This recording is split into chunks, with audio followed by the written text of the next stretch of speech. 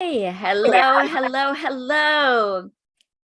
So happy that you're all here. Hello, everyone. It is such a delight, always a delight, to be able to facilitate a panel discussion for Sacred You.Love. I'm Jennifer Regular, and in this Inspire, Innovate, and Ignite series, we get to have conversations that count. Today's panel discussion is focusing on embodied leadership and is in collaboration with the Wake Up and Change the World Global Summit, which I've been hosting this week and includes some of the members of Sacred You.Love. Right now, we have award-winning coach's coach and promoter of Conscious Businesses Uplifting Humanity. That is Ms. Deb King. Elizabeth Elenor is also here. She is a qualified magnetic mind coach and founder of the Women of Light movement, guiding women to their superconscious intuition, divine wisdom, and creative genius. Also here is trauma-aware transformational coach, somatic practitioner, and energy healer, Heidi Henyon. Dr. Jessika Satori is also here, and she is the owner and leader of a Creative Force leadership development company and multi-time author. Supriya Prasad is the energy healer for businesses all around the world and creator of the business chakra system. So you know this is going to be an absolutely incredible discussion. So let's get started. You're about to hear these expert panelists share their best strategies for stepping into your deepest passions, embodying your truth, and how to align your vision to fulfill your mission. In this next hour, you will discover the essential steps to take so you can elevate your life, self-worth, and start devoting your life to what you're most about. I am so glad you're all joining us, because when you embody leadership and free yourself to live based on what you need rather than what other needs from you, how amazing would life be then? So panelists, I ask you, what does embodied leadership mean to you? Supriya, would you like to start us off? Sure. Embodied leadership means you're practicing what you preach. And to me, that's been a practice that I've been doing more so in the past few years now, and making sure that you are making sure that you're in integrity with what you are teaching. There were some moments that I was like, oh gosh, like, am I actually, doing all these things to manifest and everything? And we're not perfect. I mean, none of us are perfect. But it's going towards what we desire and what we want to teach for our audience and who our clients are, and everything in between. Absolutely. And I love, Supriya, that you use the word integrity, because it's so true to be in alignment and living those values and doing that across the board. So not showing up one way in your family, in your job, with your friends, like you embody that leadership wherever it takes you, wherever you are that embodied leader. So I love that. I love that, walking in integrity and walking your talk, right? Yeah. Absolutely. Dr. Jessika Satori, what do you have to say about embodied leadership?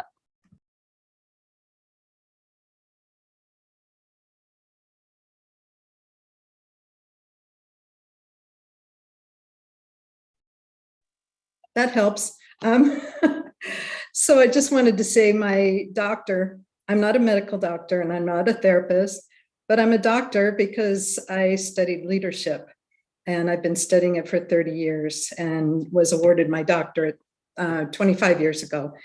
And that's when we studied leadership, and it was an intellectual exercise. And so I'm now so glad we're living in the time of body, mind, and spirit being so important. Our intellect comes from all three areas, plus beyond that as well. But embodied means being centered and getting wisdom, not only from books, other people, but the knowledge that's within us, our creativity and divinity. So that's what embodied leadership is for me.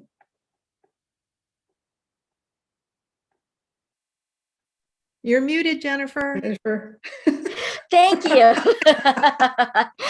I love that. And I love this modern or maybe even ancient take on bringing in that divinity, bringing in the ancient practices and really stepping into sovereignty, our spiritual sovereignty, our divine self, being able to harness our passion as we lead and lead from the front and leading from the chorus. I know that Lisa talks about, who has my name today for some reason. I noticed that, hey, there's another Jennifer regular in the room. And the way I see passion is when you break up the word, it's pass I on. And that I is your soul's expression of what you're here to pass on in this lifetime. So I love that you brought up that divinity. Deb King, the coach's coach. I know you got something to say about this. Well, I totally agree. We've been living in a world where we've been in our head, thinking, doing, and kind of cutting the rest of ourselves off, whereas it's time to be in our body and fully aligned. And for me, it's being love and being an energy master. Everything's energy. So the more we can master our energy and really express our truth, our inner wisdom, our love that wants to ooze out, that is a beautiful way to be a leader and embodied with it and following that path that is going to be our own unique path. And what's exciting is, many of us probably grew up with a lot of masculine leadership, the opportunity now is more feminine leadership, which is very unique. We have our own way to be sacred with that, and it's going to look different in terms of what myself as an embodied leader is to someone else. And that's really exciting. I think there's so much opportunity as we learn to be in our body, connect with our inner wisdom, be aligned in all aspects, and also, of course, have a lot of joy and fun with it.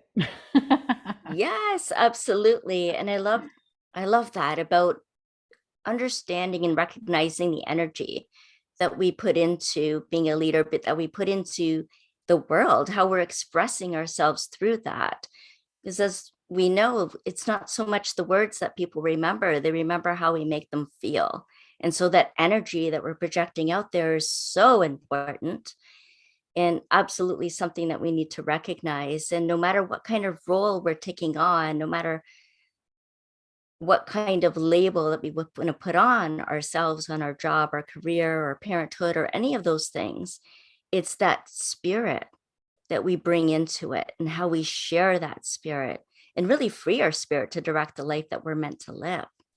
So Heidi, I know that you're an expert in all this energy work. So how do you see embodied leadership? I see it a number of ways. I want to say ditto to what everybody has said. I mean, such wisdom around it. And I spent many, many years, I retired from corporate America in 2001 after 25 years. And it was interesting because I was learning to do leadership and allow my the feminine, creative, more flowing, that sort of nurturing side come out. And it was really interesting because the company, I did some businesses within larger companies, and they were always very successful. And one of the reasons the employee said was because they felt that I was present, that they were being nurtured, because that's the one thing, on top of what everybody else is saying, most people don't work for money. They work because they want to be with the person that's leading, and they want to feel fulfilled in the environment. And they want to feel that people are present and seeing them.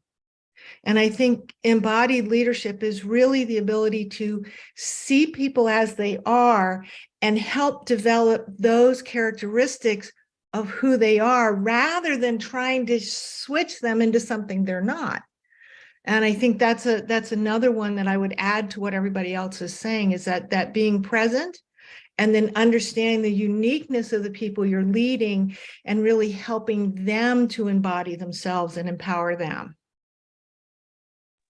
I absolutely love that. Leader is one who helps to empower and uplift. And what I've heard someone else say in the past too is that a true leader is one who's not going after followers. A true leader is someone who creates other leaders. Yeah, love that. Love that. Elizabeth, I'd love to know what you think of embodied leadership. Yeah, thank you, Jennifer. And I totally agree with everyone, what everyone's saying. And as I was reflecting, it's, to me, embodied leadership is really knowing thyself, right? And getting to know who you are as a person, because, when you really look at it, we're all leading someone in some way. Even the little kids, leading their friends in a game, or so leadership is something that is innate to all of us in one way or another. It's whether we're leading from our dysfunction or whether we're leading from our genius zone and our divine wisdom, really. And being able to know who we are ourselves, so that we can use our own personal experience to lead others, like Heidi was saying, so that we can emanate what that is, and others can see who they are through that process, instead of following, as you were just saying about a quote. There's a beautiful quote I remember from years ago with Neil Donald Walsh, and he said, a leader isn't someone that says, follow me. A leader is someone that says, I'll go first. And it's such a beautiful, I've always loved that quote, because, as a leader, you can get caught up, like I've had people lead me that get caught up in the ego of their leadership. And it's been something that I have always made sure that as a leader, I'm just saying, follow, I'm going first, but you're also taking that journey, right? So, I think it's all about embodying yourself and understanding who you are and leading from that place rather than from the dysfunction and the ego. So. Oh, yeah, so well said. I absolutely love everything that's being shared. And I love discussions like this, so that we can really go in depth and really start to understand at the core what leadership really means and how we can truly embody that. And one of the ways is to really know what we stand for. What is our message? What are we there to be an advocate of, to send a message about, to lead from the front with, to go first, to be able to devote our life to what we're most about? What is it that you stand for, Elenor? And how do you clear the way for that? So I actually stand for the fact that we are all extremely powerful beings, and we just need to remember who we are, that we're all actually divinely connected with this beautiful, what I call the superconscious, this amazing field of information with all of the codes of all possibilities. But we have forgotten that, and we've recognized ourselves as an individual and limited ourselves. So we as we get born and the umbilical cord is cut, all of a sudden we see ourselves as individual, or we experience ourselves as individual. And as we go through life, especially those first 3, 4, 5 years, we're recognizing or looking at, how do I be to be safe and to belong and to be nurtured and all this sort of stuff. So we, through our environment, find out who and how we have to perform to stay alive through our unconscious. But then what happens is that unconscious then starts recognizing itself as, this is who I am, and nails in, like, this is who I am, and forgets that that limitless being that we were prior. And so the way I lead all of my work is to remind people how powerful they are, and that they actually are limitless. And let's start creating from that place instead of our limitation. So it's all about reminding people who they are in the process of their divinity. Yes, I love it, Elizabeth. Thank you so much for sharing that. And I could hear your passion in your voice as you express that. And that's true, embodied leadership. Supriya, what do you stand for? And how do you clear the way for that? That's a really good question. I always stand for, anything that's within my integrity. I always stand for, always giving. Whatever I do, I always make sure it comes from the heart. And I always try to work with people in the same way, that are the same way, that are always willing to give and, receive with their heart. And, and if that doesn't really happen, in anything that I do, then it's either A, not a good fit, or B, I shouldn't be doing that. And of course, I deal with energy all the time. So I feel it. I feel if something is not within alignment or integrity or anything like that, I will feel it. So if something, and in the past, when I wasn't, always in energetic alignment, I would move forward with something, and that wasn't really, that I didn't really feel. And then of course it would just bite me, right? Whenever I did something like that. And I was moving forward with things that I probably shouldn't have been moving forward with. And, you have to come back to your heart, is what I always say. You have to come back to your heart and what your soul and who you are. And I think Elizabeth said that pretty well. Be moving forward with who you are and what your heart desires, I think, is key there. Thank you for that. I love that, being able to connect with your heart. I heard someone recently say that energetically, when we're going through a leadership pursuit or a journey, that we actually come from our solar plexus more so than our heart. And since you are the business chakra system specialist, I wonder what your thoughts are around that. Is it the heart? Is it the solar plexus? Or how do they connect? Or is it somewhere else in the chakra system? It's funny. The Vedic chakras, from Upanishads, the heart and the solar plexus are one. So there was originally a 5 chakra system, and the whole solar plexus and the heart were one. So if you think about it, you're really making your decisions with your gut and your heart a lot. So yeah, when it comes through that stuff, it is one. It is one. So yeah, like so the solar plexus represents your confidence, your self-esteem, your worthiness. And I would also argue, a lot of people would also argue that your heart kind of does the same thing, but there's more compassion, there's more empathy, there's more love. It rules all that.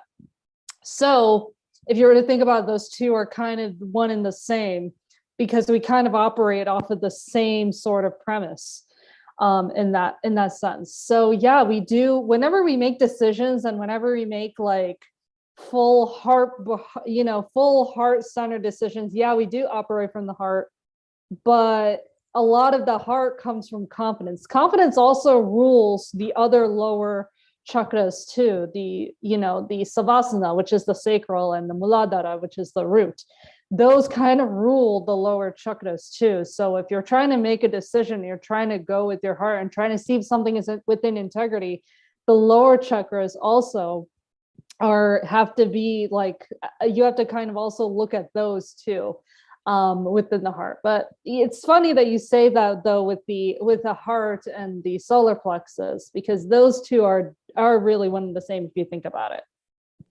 Thank you so much for clearing that up. I love that. That's amazing.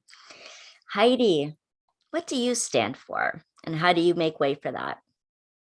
I love what Supriya just said, and Elizabeth, about the heart and the solar plexus, because in the energy that I've done and stuff, it is because we do function out in this world, we have to be able to feel it which is really the gut kind of stuff. And then we get to open our heart and feel from that upper level. So anyway, I look forward to getting in touch with Supriya to learn more about that. That sounds fun, the way she's put it together. I love that.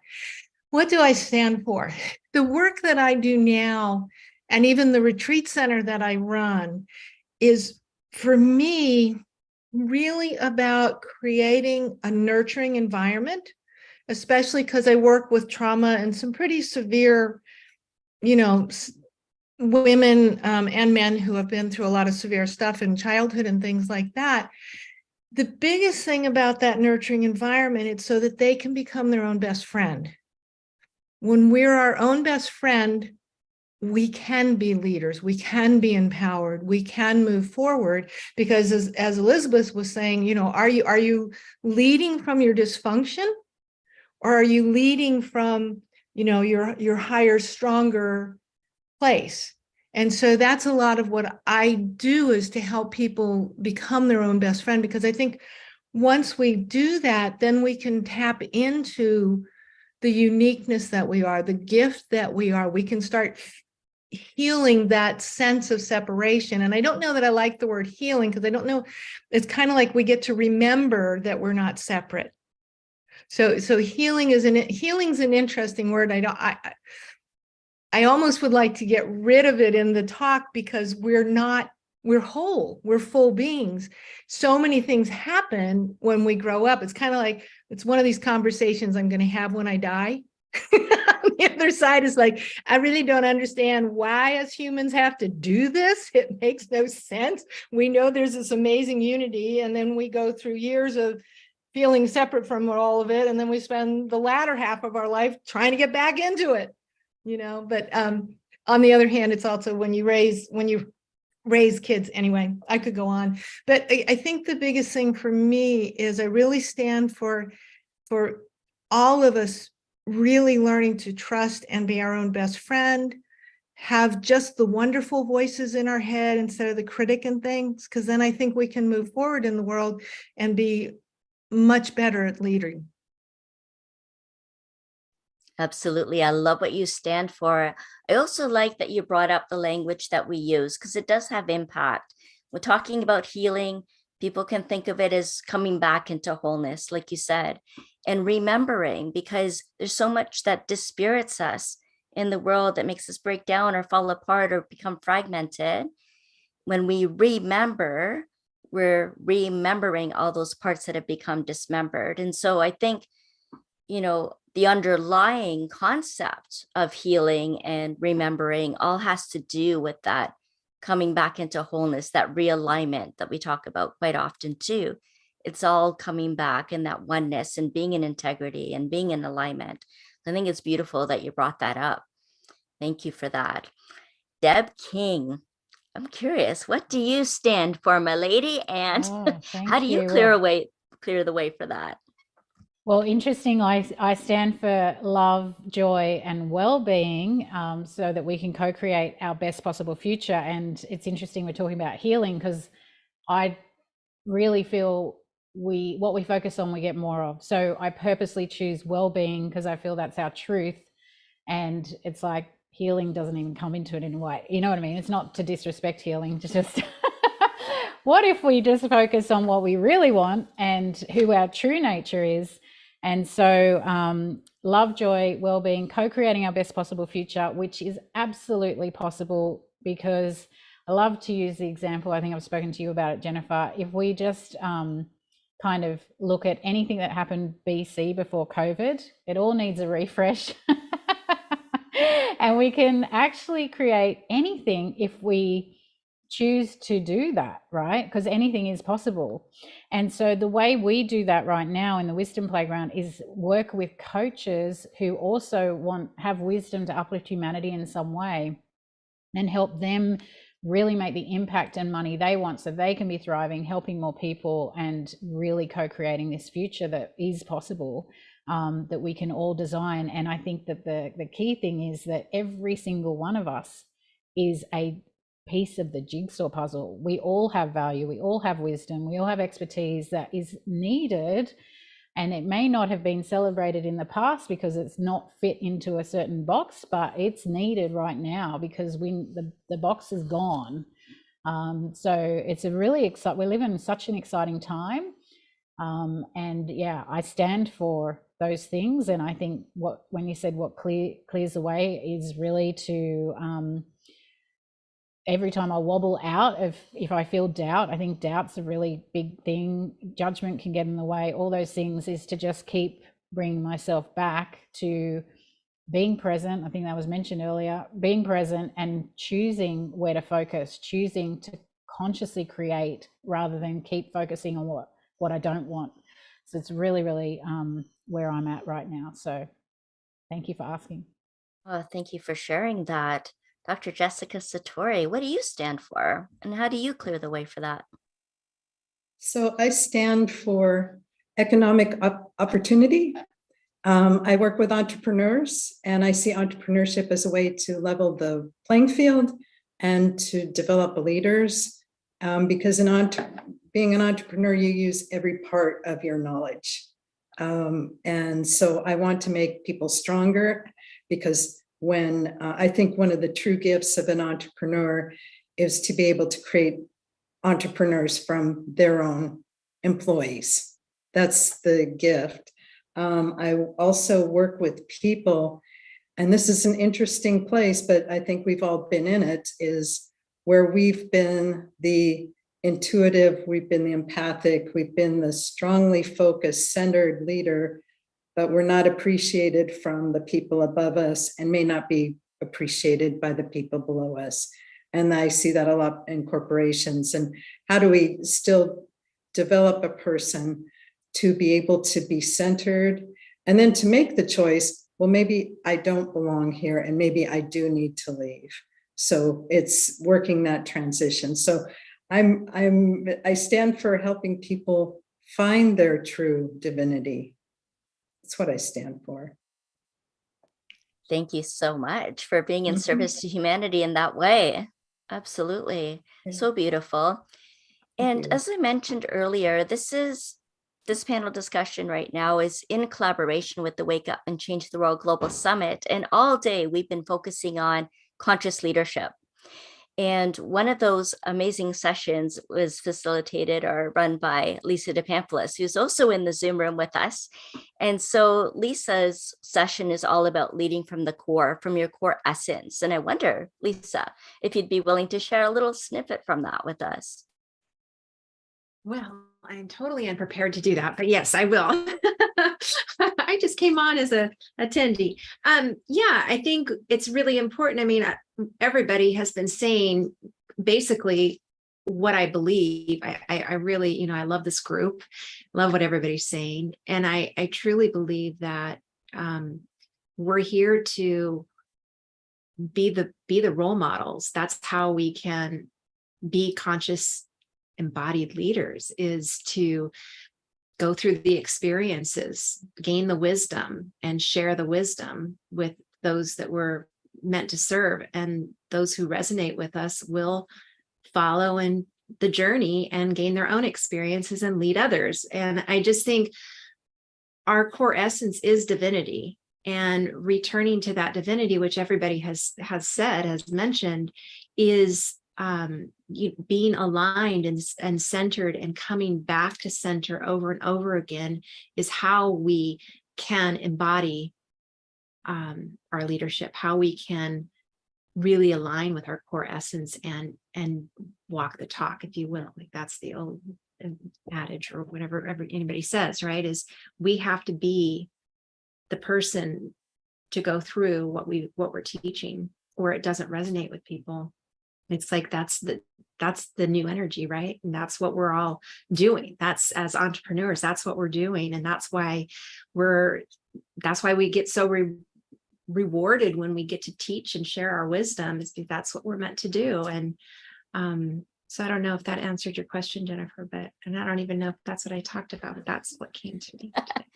Absolutely, Lisa. Thank you so much for that. And absolutely, I'm all tangled up in my cord here. Absolutely.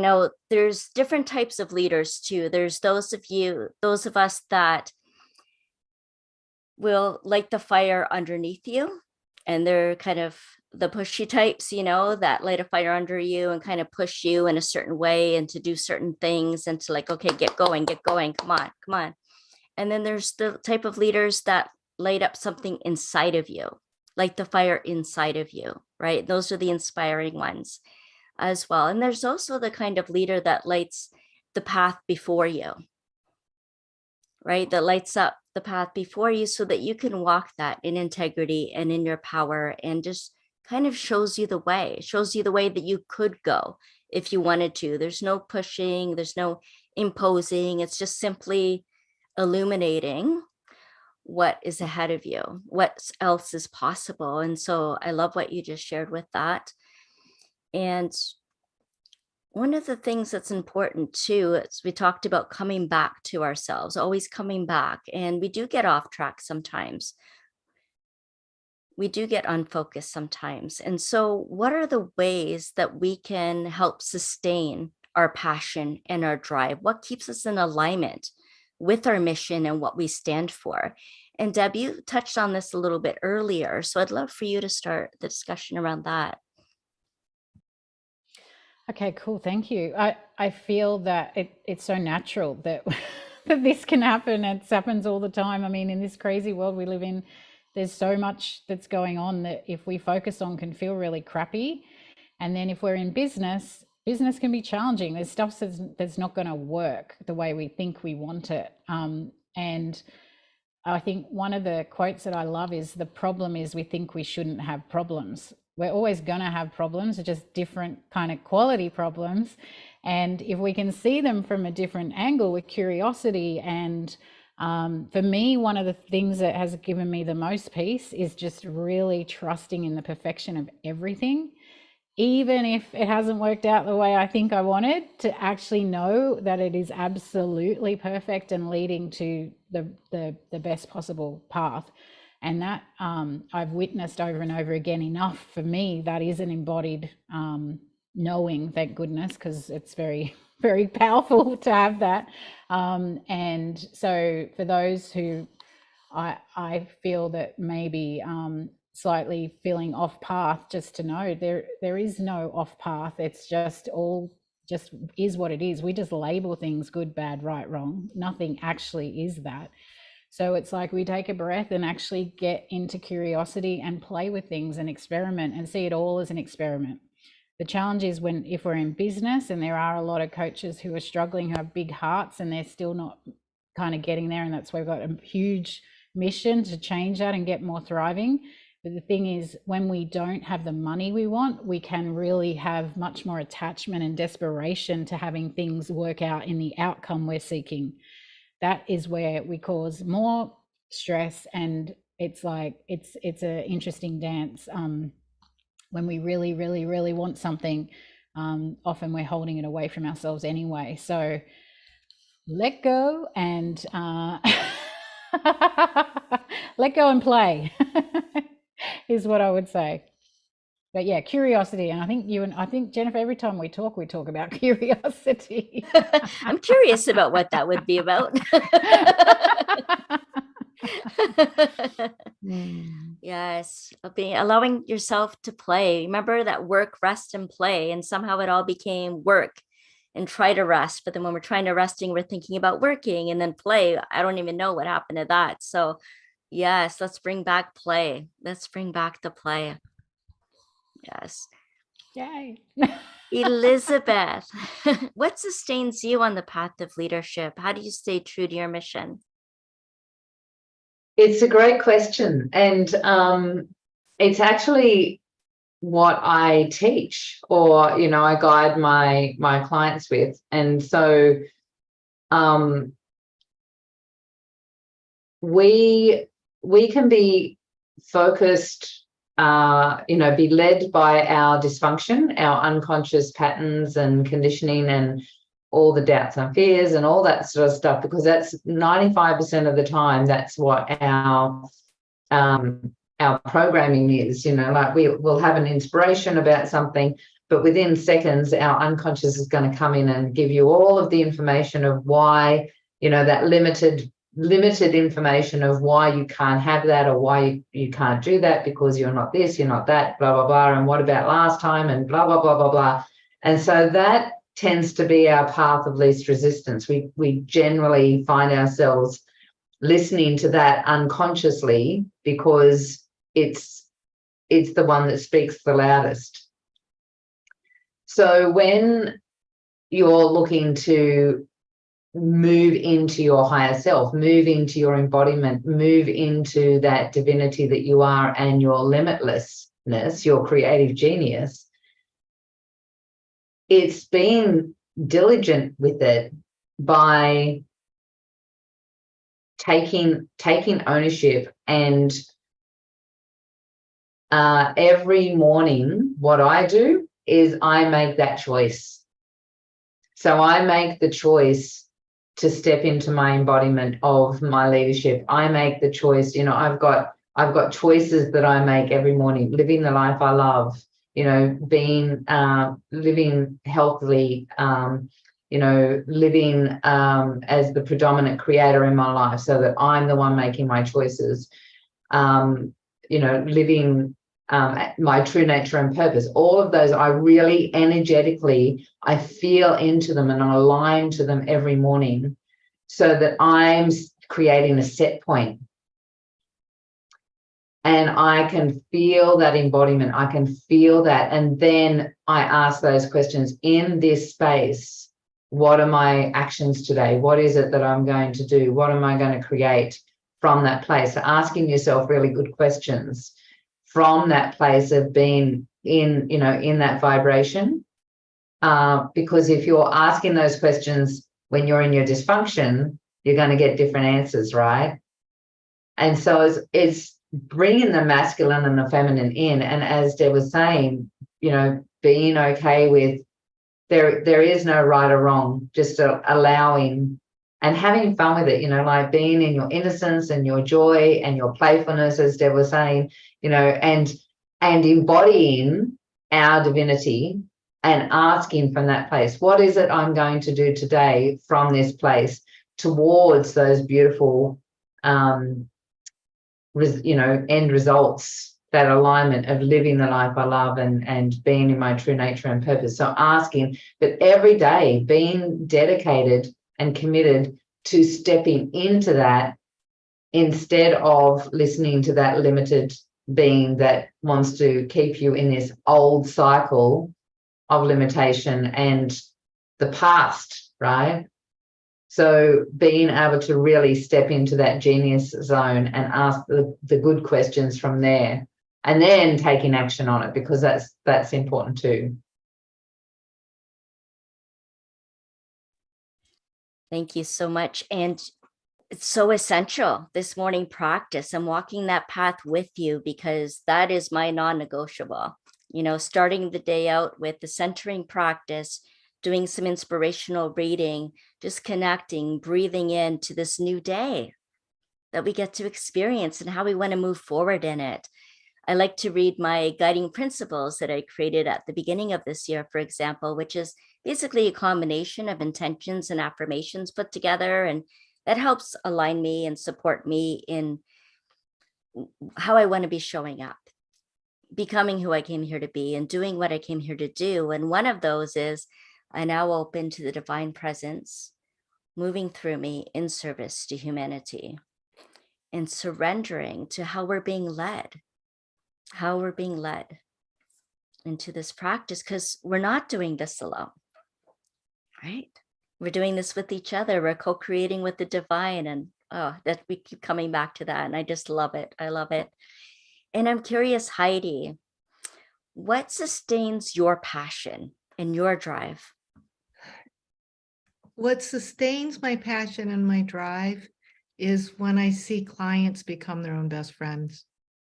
It really, I don't know how to describe the sense I get, because I remember when I figured it out, and it didn't mean everything in my head was perfect. It didn't mean the world was perfect. It didn't mean it, but it meant I was my own best friend. and I could soothe myself and help myself. I started being able to ask for, what I needed, things like that.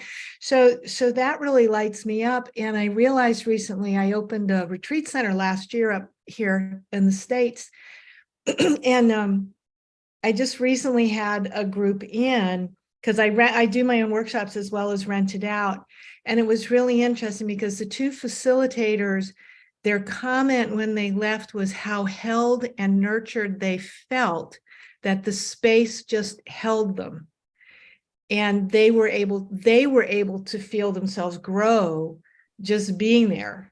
And I always say, well, I'm just the cook while you're here.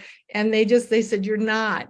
And I realized that's what I love to do more than anything. It lights me up when I can create that space that people are empowered in, and they get to be the magic that they are. I just, I'm holding back because I can just go on it. I mean, because it's just, it really does light me up, because it's just amazing to watch that. So cool. So cool. And it's such a testament to how to sustain your passion when you can recognize what lights you up, what you love, and to keep doing that, right? So you keep building that momentum and building up that passion.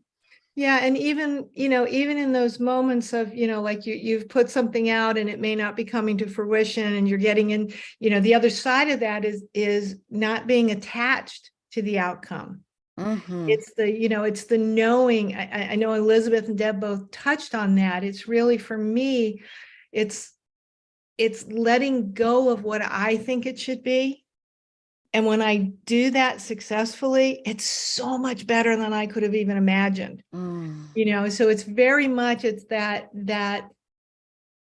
and truly letting go. I mean, I had wanted a retreat center for 35 years.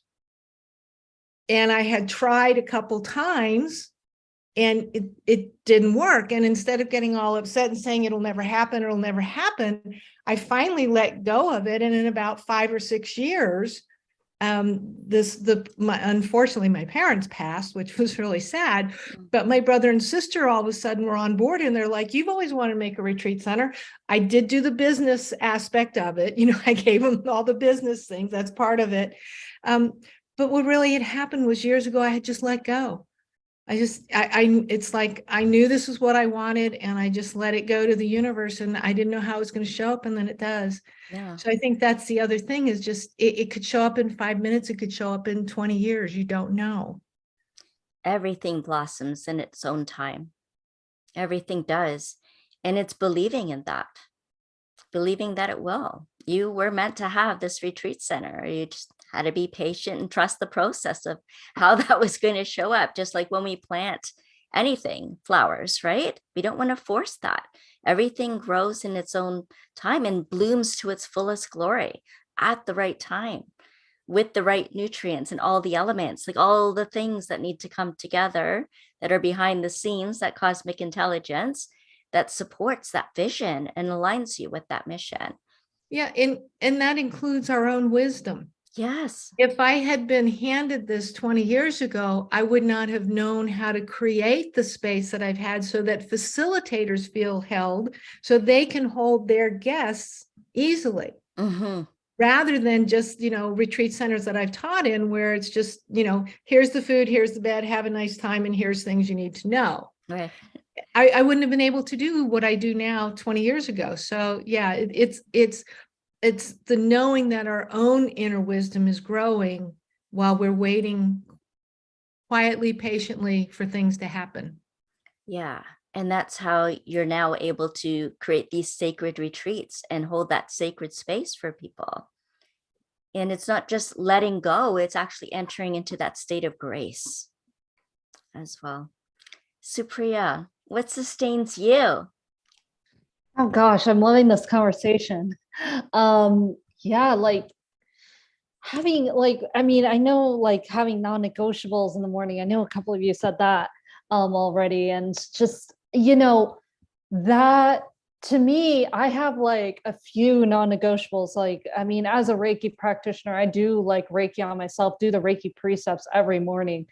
that is a serious non-negotiable for me. I will be very off for the day if I don't have that, if I don't do the meditation.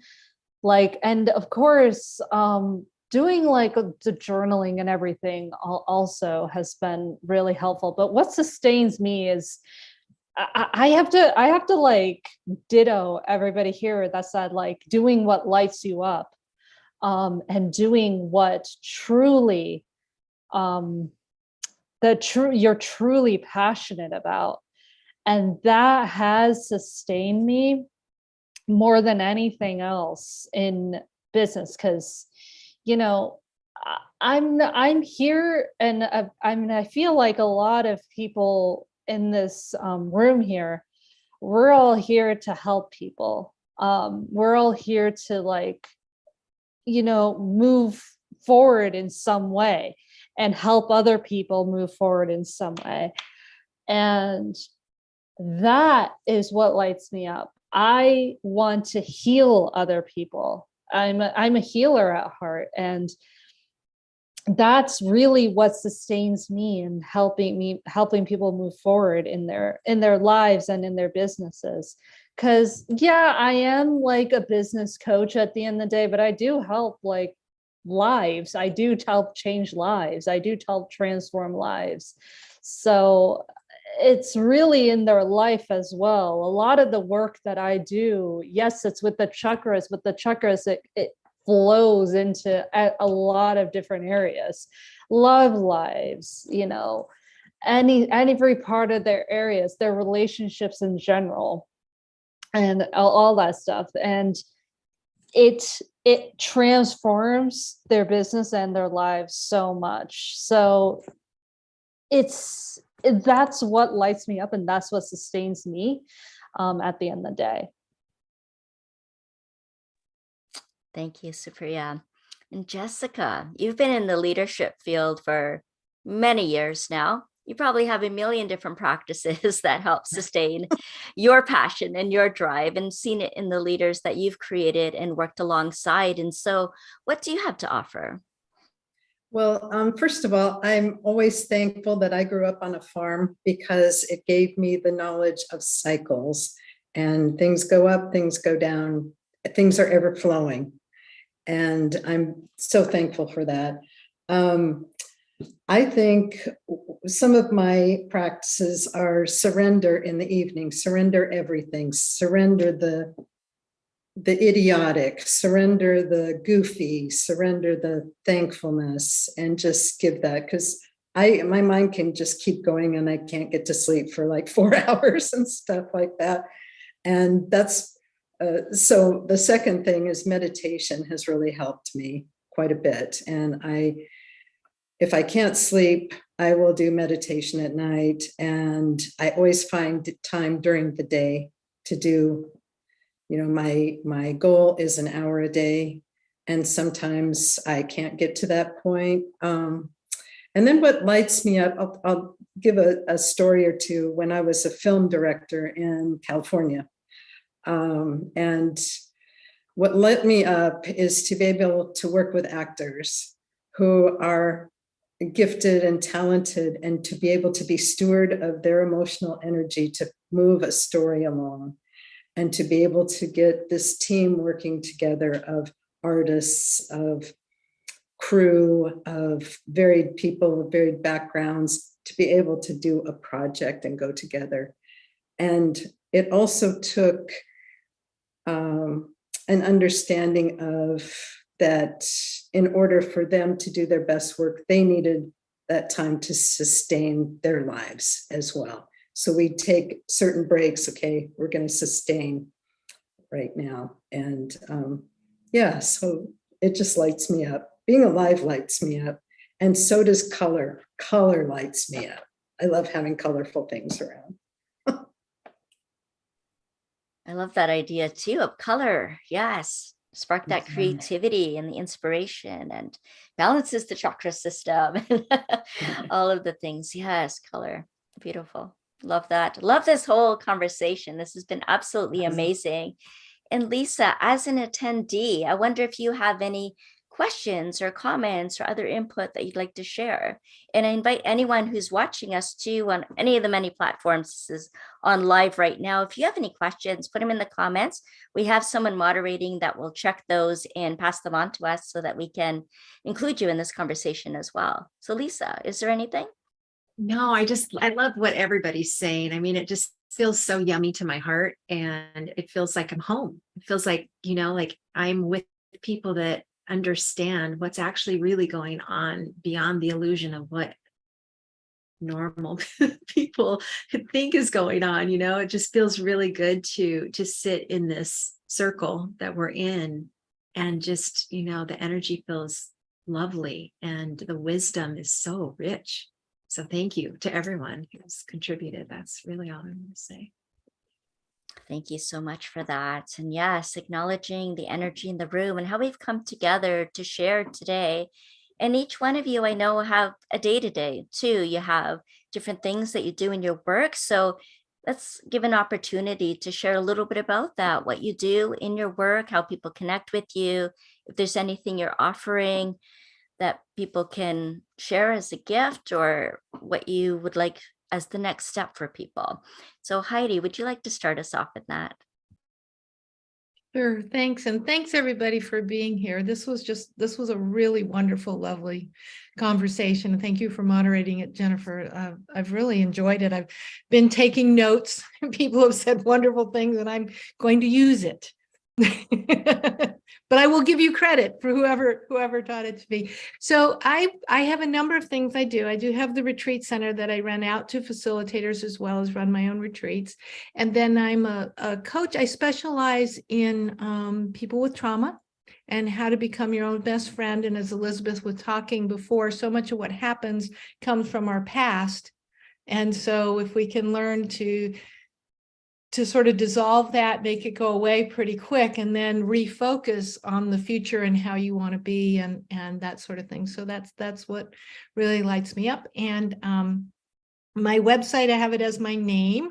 And up there, I have some books. You're welcome to come and download a free electronic version of one of my 5 books.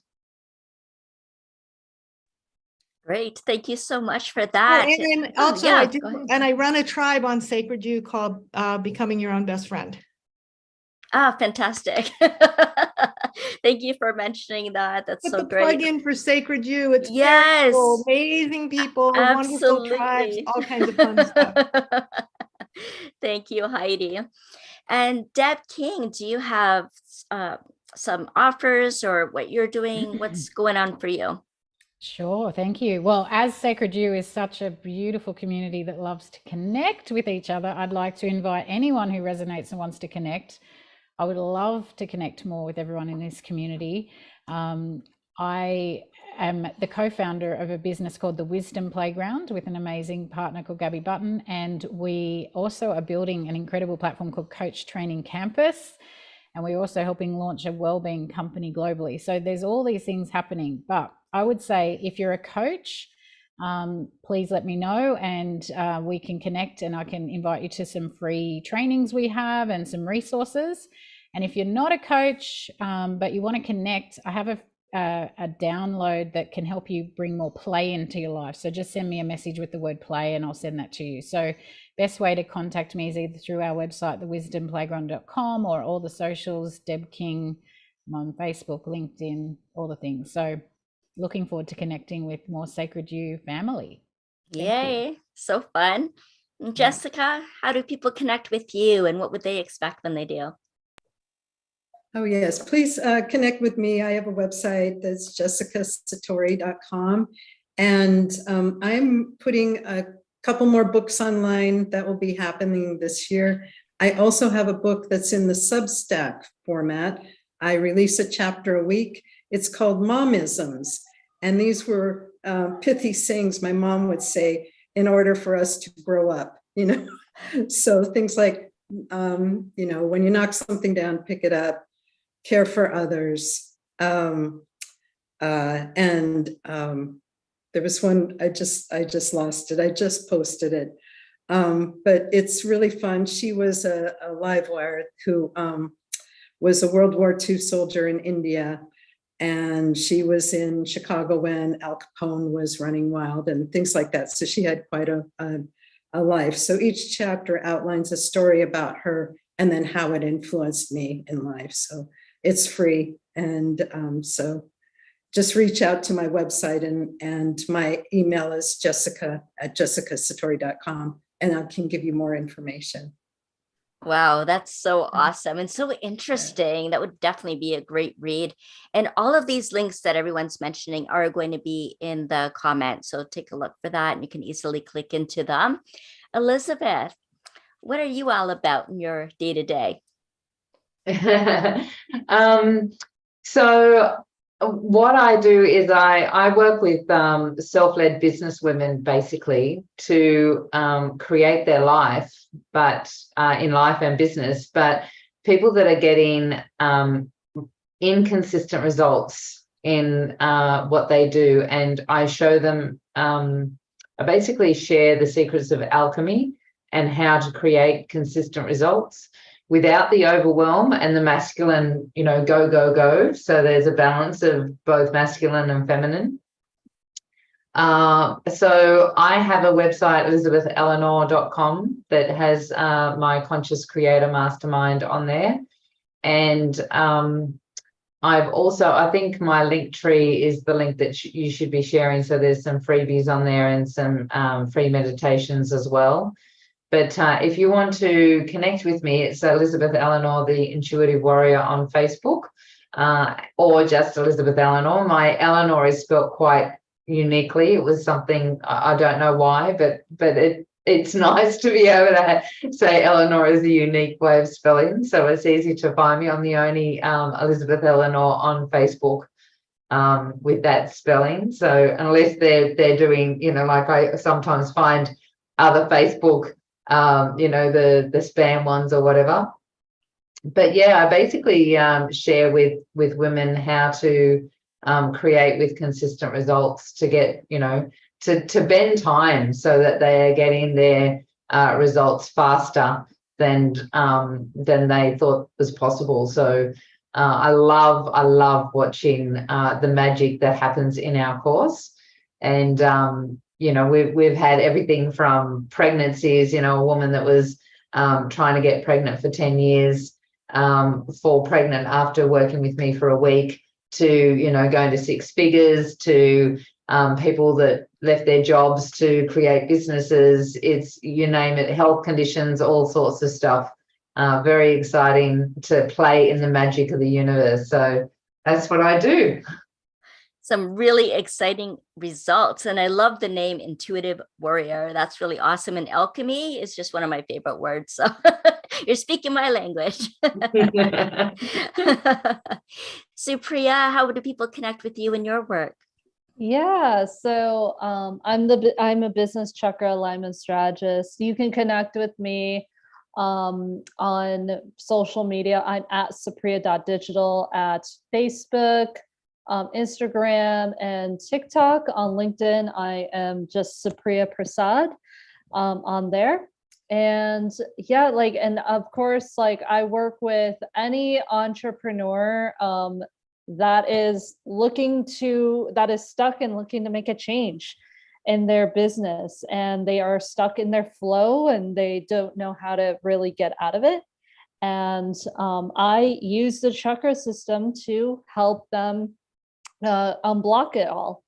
And I've helped people grow exponentially on YouTube from 300 to 3,500 working with me, manifest money, all of that stuff. And that's just a couple of things I've helped my clients do. So, and of course they can email me to supriya@supriyaprasad.com. I also have a free course, and that's the introduction to the business chakras as well.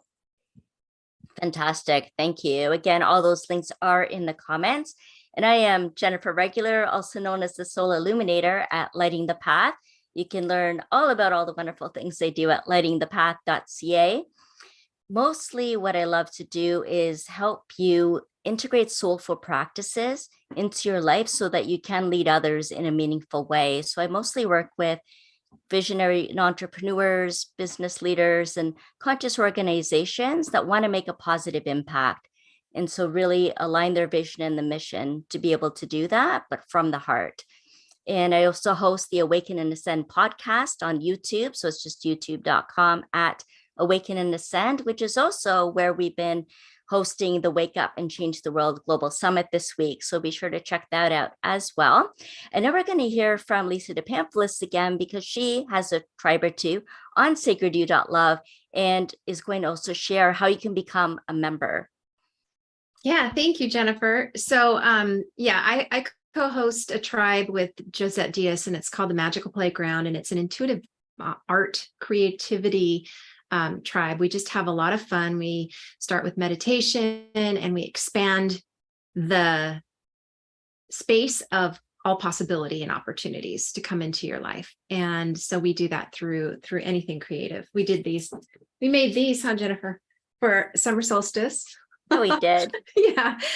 And we do all kinds of art and drawing and painting stuff. So yeah, that's called the Magical Playground. We'd love to have you come join us. And also, we would love to have anybody watching, listening to join the Sacred You. You can join for only $1 and check out all the tribes and have access to all the events and everything and then the information, the links will be down below where you're watching this, and they'll be sent out in the email too. But it's such a great community for connection. And if you love the conversation and love what we're talking about, you are with the right tribe. So we would love to have you join us. Yes, yes, yes. So I just want to take a moment to just share my deep appreciation, gratitude, and love for every single one of you that have been here in the Zoom room, sharing from the heart, and every one of you that have been watching us live on the various platforms or even on the replay. We love you, we appreciate you, and we want the very best for you. So let's just do this together. Yes.